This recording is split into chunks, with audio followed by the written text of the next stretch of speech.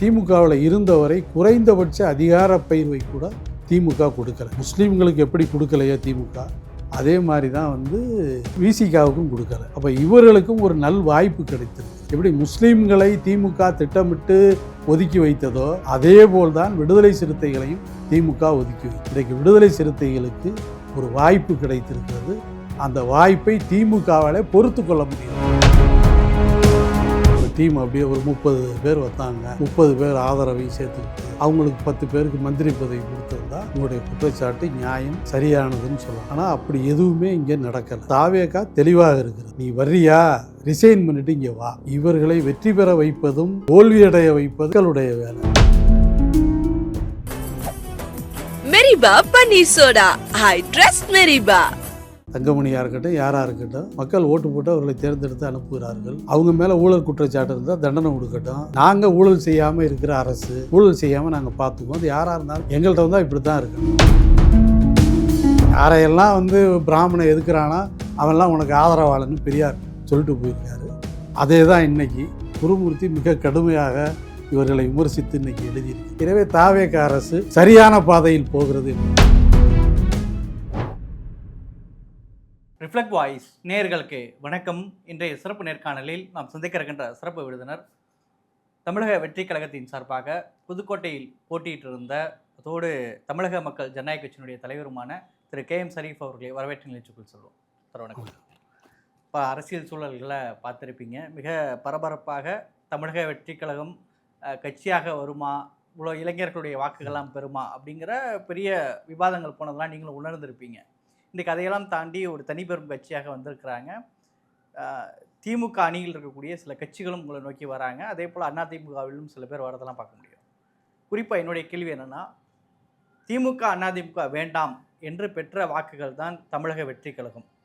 அப்படி இருக்கும்போது இன்றைக்கி அதிமுகவினுடைய போட்டியிட்டு வெற்றி பெற்ற 3 அல்லது 4 பேர் இப்போ இது வரைக்கும் தமிழக வெற்றி கழகத்துக்கு வராங்க.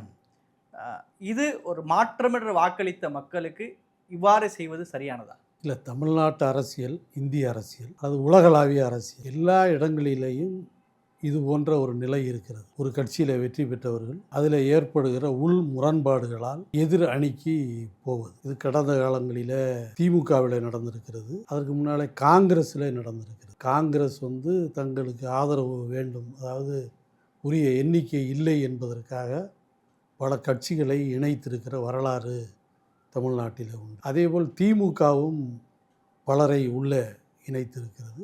எம்ஜிஆர் யார் யாரையெல்லாம் திமுகவில் ஊழல்வாதிகள் என்று பகிரங்கமாக மேடைகளில் பேசினாரோ அவர்களையெல்லாம் உடனடியாக தங்களோடு இணைத்து கொண்ட வரலாறெல்லாம் தமிழ்நாட்டில் உண்டு. அதனால் இது புதிய விஷயம் அல்ல. இல்லை, புதிய விஷயங்கள் இல்லைங்கிறது நீங்கள் சொல்கிறது சரிதான். காளிமுத்து போன்றவர்கள் ஜெயலலிதா மிக கடுமையாக பேசியவர்களை நாஞ்சில் மனோகரன்லேருந்து இப்படி வச்சுங்க. சமீப காலத்தில் தெரியணும்னா நாஞ்சில் மனோகரன், காளிமுத்து, நிறைய பேர் இருக்காங்க. ஏன்னா மாற்றம் தான் இன்னைக்கு தமிழக வெற்றி கழகத்துக்கு போட்டிருக்காங்க. நீங்கள் கட்சியினுடைய உள் முரண்பாடுகளை தாண்டி ஒரு தனிப்பெரும்பான்மை இல்லாத நிலைகளில் 18 வேண்டிய இடத்துல 108 தான் இருக்கிறாங்க. ஒரு குதிரை பேரங்கள் நடந்துகிட்டு இருக்குன்னு ஒரு விமர்சனங்கள் உங்களை நோக்கி வச்சிட்டு இருக்காங்க. இந்த நிலைகளில் ஒரு 4 பேர் அந்த கட்சியிலிருந்து விலகி இங்கே சேர்றாங்க அப்படின்னா இது சரியான முன்னுதாரணமா? இல்லை, நீங்கள் அதிமுக உடைந்து ஒரு பகுதி தாவேகாவுக்கு அவர்களை அமைச்சராக்கி இருந்தால் இந்த குற்றச்சாட்டு நியாயம் அப்படின்னு கூட நம்ம சொல்லலாம்.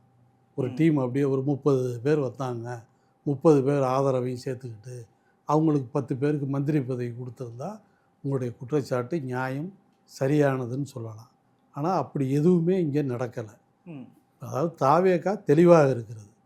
நீ வர்றியா, ரிசைன் பண்ணிட்டு இங்கே வா. சபாநாயகர் நினைத்தால் 5 வருஷத்துக்கு இவர்களை தங்களுடைய அவங்க அணியில் வைத்து கொண்டே ஆதரவாளர் ஓட்டு போட மட்டும் வச்சுக்கிட்டு ஆட்சியை நடத்திடலாம். அதுதான் இந்திய அரசியல் சட்டம், அரசியல் சாசனம் அதைத்தான் சொல்லுகிறது. ஆனால் தாவேகா அப்படி செய்யாமல் எங்கள்கிட்ட வர்றதா இருந்தால் ரிசைன் பண்ணிட்டு வா அப்படின்னு சொல்கிறாங்க. ரிசைன் பண்ணிட்டு வந்திருக்காங்க. இவர்களை வெற்றி பெற வைப்பதும் தோல்வியடைய வைப்பது யாருடைய வேலை? மக்களுடைய வேலை. மக்கள் தவறு என்று இதை கருதினால் இவங்களுக்கு ஓட்டு போடாமல் விடலாம். இவர்கள் செய்தது நியாயம் என்று கருதினால் இவர்களை வாக்களிக்கலாம். 2 நடக்கும்ல. ம். நீங்கள் இந்த 4 பேரும் ஜெயிப்பான்னு எந்த நம்பிக்கை நமக்கு உறுதியாக சொல்ல முடியாதுல்ல. ம். ஓட்டு போடலைன்னா தோற்று போயிடுவாங்க. ம். அதனால் இது மக்களுடைய விருப்பத்திற்கு உட்பட்டது. இது குதிரை பேரம் என்கிற வார்த்தை இங்கே எல்லாரும் உபயோகிக்கிறாங்க. அது சரியானது இல்லை என்பதுதான் என்னுடைய இந்த கருத்து. குதிரை பேரங்கள்லாம் அவங்க என்ன அர்த்தத்துல சமூகம் புரிந்திருக்குது? இது குதிரை பேரத்தை எந்த வகையில் மாற்றமானதுன்னு சொல்ல வரீங்க? இப்போ இங்கே இல்ல. வரது வந்து விலைகள் பேசப்படுது. அது அடிப்படையில் தான் அவங்க நேற்று வரை உங்கள் கட்சியுடைய எம்எல்ஏக்களாக இருந்தவங்க ஏதோ ஒரு நம்பிக்கையில் வரும்போது தான் இன்னொரு கட்சியை நோக்கி வருவாங்க. இல்லை, அதாவது இந்தியா முழுக்க இது நடக்குது. இது அரசியல் சட்டத்துக்கு எதிரானதெல்லாம் இல்லை. அரசியல் சாசனத்துக்கு எதிரானது, சட்டத்துக்கு எதிரானதுன்னு எதையும் நம்ம இல்லை, தீர்மானிக்க சட்டத்துக்கு முடியாது. எதிரானதுன்னுங்கிறது பொதுவான பார்வையாகவும் இல்லை. என்னன்னா நேற்று வரை அதிமுகவில் இருந்தவங்க இந்த ஒரு நிலை வரும்போது இப்போ நீங்களே சொல்ற மாதிரி இப்போ உங்க கூட்டணி கட்சியில் இருக்காங்க. இல்லை இல்லை நான் இல்லை இல்லை நான் இல்லை காங்கிரஸும் இல்லை இருக்காங்கன்னா ஆளுநர் ஆட்சி இல்லை, வரக்கூடாதுன்னு பண்ணுவாங்க. இல்லை, உங்களுக்கு இல்லை, என்ன நோக்கம் இருக்கு? இல்லை நான் என்ன சொல்கிறேன்னா, இது கடந்த காலத்தில் நடந்திருக்கிறதா இல்லையா, மக்கள் ஏற்றுக்கொண்டு இருக்கிறார்களா இல்லையா, ஏற்றுக்கிட்டாங்க. இப்போ நாங்கள் வந்து அதையும் தாண்டி நாங்கள் தெளிவாக இருக்கிறோம். நீ ரிசைன் பண்ணிவிட்டு வான்னு சொல்கிறோம். ரிசைன் பண்ணிட்டா திரும்ப மக்கள்கிட்ட தானே போகணும். அதை மக்கள் முடிவெடுக்கட்டுங்கிறேன். மக்கள் முடிவெடுத்து இவங்களை திரும்ப அனுப்புகிறதா இல்லையாங்கிறது யார் கையில் இருக்குது? மக்கள் கையில் இருக்குது. ஏன் 10 நாளைக்குள்ள ரிசைன் பண்ணிட்டேன்னு மக்கள் கேட்கட்டும். மக்கள் ஓட்டு போடலைன்னு ஓட்டு போடாமல் இருக்கட்டும். இவர்கள் வந்து தோல்வி அடையட்டும். அது மக்கள் தானே முடிவெடுக்கணும்னு நான் சொல்கிறேன். நீங்கள் வந்து இந்த கட்சிகள், அரசியல் கட்சிகள் முடிவெடுக்கக்கூடாதுன்னு சொல்கிறேன். மக்கள் முடிவெடுக்கட்டும். இப்போ 4 பேர் இணைஞ்சிருக்கிறாங்க தாவேக்கால. இன்னும் முன்னாள் அமைச்சர்கள் சிலரும் அதிமுக தலைமையின் மேல அதிருப்தியோடு இருக்காங்க. இப்போ எஸ்பி வேலுமணியோ சிவி சண்முகமோ தங்கமணி இணைய போகிறார் அப்படின்னு செய்திகள் வரலாம் பார்க்க முடியுது. ஒருவேளை இவங்களுக்கும் இது பொருந்துமா? இல்லை, அவங்களும் திரும்ப மக்கள்கிட்ட தானே போகணும். மக்கள்கிட்ட போய் ஓட்டு கேட்கணும்ல. ஊழல் குற்றச்சாட்டுகள் ஆளானவர்களா அப்போ மக்கள் வந்து இருக்காங்களே, அவர்களை தேர்ந்தெடுத்தா நீங்கள் என்ன செய்வீங்க? நான் சட்டமன்ற உறுப்பினராக அவர்களை ஆக்க முடியாதுன்னு சபாநாயகர் சொல்ல முடியுமா? அதற்கு பிறகும் தாவேக்காவால தூய்மை சக்தின்னு சொல்ல முடியும்னு நீங்க இல்லை, நினைக்கிறீங்க? நாங்கள் வந்து ஒரு இடத்துல தப்பு பண்ணிவிட்டு இன்னொரு கம்பெனியில் வேலைக்கு சேர்றான். என் கம்பெனியில் வந்து தப்பு பண்ணாமல் பார்த்துக்க வேண்டியது என் பொறுப்பு. அந்த கடமையை விஜய் செய்வார்னு நாங்கள் நம்புகிறோம். நிச்சயமாக தங்கமணியாக இருக்கட்டும், யாராக இருக்கட்டும், மக்கள் ஓட்டு போட்டு அவர்களை தேர்ந்தெடுத்து அனுப்புகிறார்கள். அவங்க மேலே ஊழல் குற்றச்சாட்டு இருந்தால் தண்டனை கொடுக்கட்டும். நாங்கள் ஊழல் செய்யாமல் இருக்கிற அரசு, ஊழல் செய்யாமல் நாங்கள் பார்த்துக்குவோம். அது யாராக இருந்தாலும் எங்கள்கிட்ட வந்தால் இப்படி தான் இருக்கணும், அவ்வளவுதான். ஏற்கனவே எஸ்பி வேலுமணி, சிவி சண்முகம் இவர்கள் மேலே ஒரு பார்வை இருக்குது, அதான் பார்த்துருக்கோம். எடப்பாடி பழனிசாமி அவர்கள் தலைமையில் இருக்கும்போது இவர்கள்லாம் வந்து பாஜகவால் உள்ளே இருக்கக்கூடிய ஏக்நாத் சிண்டே அப்படிங்கிற விமர்சனம் பரவலாக வந்ததெல்லாம் பார்த்துருக்கோம்.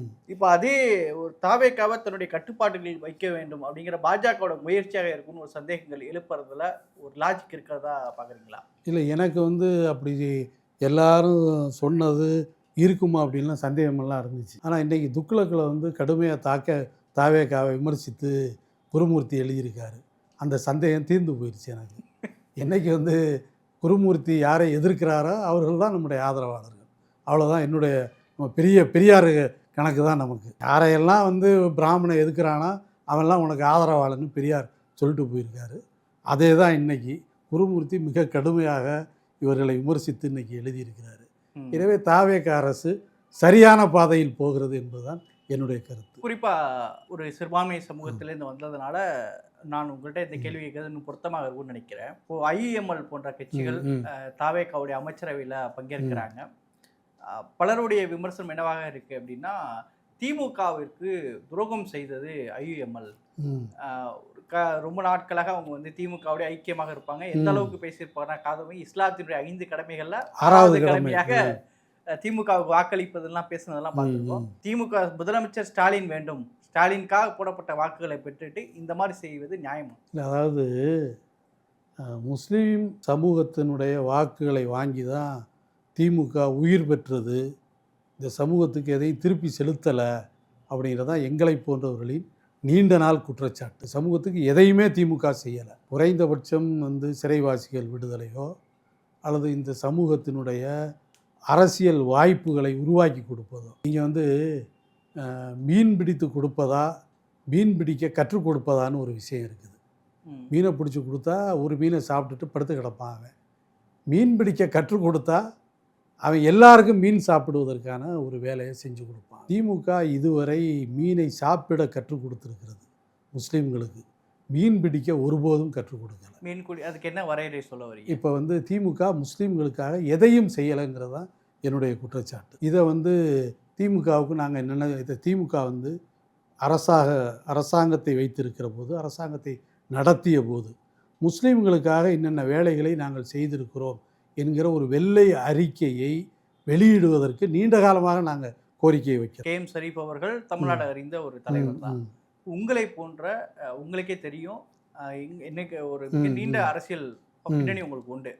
தமிழ்நாட்டை எனக்கு தெரிந்து, நான் அரசியல் கவனிக்காது எந்த ஒரு தேர்தலையுமே எல்லா இஸ்லாமிய அமைப்புகளும் ஒன்று சேர்த்து நான் ஒரு கட்சியை ஆதரித்து நான் பார்த்ததில்ல. இப்போ தமுக இருக்கிறாங்கன்னா அந்த அணியில் வந்து தவி ஜமாத்தை ஆதரிக்க மாட்டாங்க. இப்போ தமிழ் அன்சாரியும் ஜவாஹர்லாவும் நேர் எதிராக இருக்கிறாங்க. இன்னைக்கு 2 பேரும் ஒரே அணி. இப்படி எல்லா இஸ்லாமிய அமைப்புகளும் ஒன்று சேர்ந்து ஒரு திமுக பக்கம் நின்ற ஒரே இதெல்லாம் நான் இந்த சமயத்தில் திமுகவை தான் பார்க்குறேன். அப்படி இருக்கும்போது எதுவுமே செய்யாமல் தான் எல்லா இஸ்லாமிய அமைப்புகளும் ஒன்று சேர்ந்து திமுகவை ஆதரிக்கிறாங்களா? இல்லை, இங்கே பிஜேபி அப்படிங்கிறது வந்து இஸ்லாமிய சமூகத்தினுடைய ஒரு எதிர்குறியீடாக பார்க்கப்படுகிறது பிஜேபி. அப்போ பிஜேபி வந்து ஒரு அணியில் வந்து இருக்குது, அதிமுக அணியில். அப்போ வந்து திமுக தான் தங்களுடைய காப்பாளர்கள் அப்படின்னு இந்த சமூகம் நம்பிடுச்சு கடந்த காலத்தில். அதனுடைய விளைவு எல்லா அரசியல் கட்சிகளும் திமுகவில் இணைந்து தேர்தலை சந்தித்தார்கள். இப்பொழுது முஸ்லீம்களுக்கு ஒரு வாய்ப்பு கிடைத்திருக்கிறது, அதிகாரத்தை பங்கிடுவதற்கான ஒரு வாய்ப்பு. அப்போ இஸ்லாமிய கட்சி என்று கருதப்படுகிற முஸ்லீம் லீக், அது இஸ்லாமிய கட்சி இல்லை அப்படிங்கிறதெல்லாம், இஸ்லாமியர்களை அதிகமாக கொண்டிருக்கிற கட்சி இல்லைங்கிற விவாதங்களை தாண்டி முஸ்லீம் லீக் முஸ்லீம்களின் பிரதிநிதி, அவ்வளவுதான். அதை தாண்டி நம்ம சிந்திக்க வேண்டிய அவசியம் இல்லை. அதற்கு 2 சட்டமன்ற உறுப்பினர்கள் கிடைத்திருக்கிறார்கள். நீங்கள் இதை முதல்ல பாராட்டணும். முஸ்லீம் லீக்கை 1000 தவறுகள் முஸ்லீம் லீக் மேலே இருக்கட்டும், சொந்த சின்னத்தில் ஒரு அமைப்பு போட்டியிடுகிறது என்பது வரலாற்றில் ஒரு நல்ல விஷயம். அதற்காக முஸ்லீம் லீக்கை நம்ம பாராட்டணும். தமுக அதை செய்ய முடியலை, அவங்களால சொந்த சின்னத்தில் போட்டியிட முடியலை. முஸ்லீம் லீக் போட்டியிட்டு ஜெயிக்குது. வெற்றி பெற்ற பின்னால் எப்படி முஸ்லீம் சட்டமன்ற உறுப்பினர்கள் உருவாவதற்கு திமுக வாக்குகள் பயன்பட்டு இருக்கிறது என்று நாம் நம்புகிறோமோ, அதுபோல் திமுக சட்டமன்ற உறுப்பினர்கள் உருவாவதற்கு முஸ்லீம்களின் வாக்குகள் பங்கு பெற்று. அப்போ இந்த 2 பேரையும் நீ வந்து நம்ம குற்றச்சாட்டினோம்னா திமுகவும் தங்களோட இதை வந்து மாற்றிக்கணும். அவங்களும் ராஜினாமா பண்ணணும். இவங்கள ராஜினாமா பண்ணு அப்படின்னு சொன்னால் திமுகவும் ராஜினாமா பண்ணணும். ஒரு 50 ஆண்டு கால வரலாற்றில் முதல் முறையாக ஒரு இஸ்லாமிய அரசியல் கட்சிக்கு இப்படி ஒரு வாய்ப்பு கிடைத்திருக்கிறது. இந்த வாய்ப்பை கடந்த காலங்களிலே திமுக கொடுக்கவில்லை என்பதுதான் எங்களுடைய குற்றச்சாட்டு. தாவேகா கொடுத்திருக்கிறது.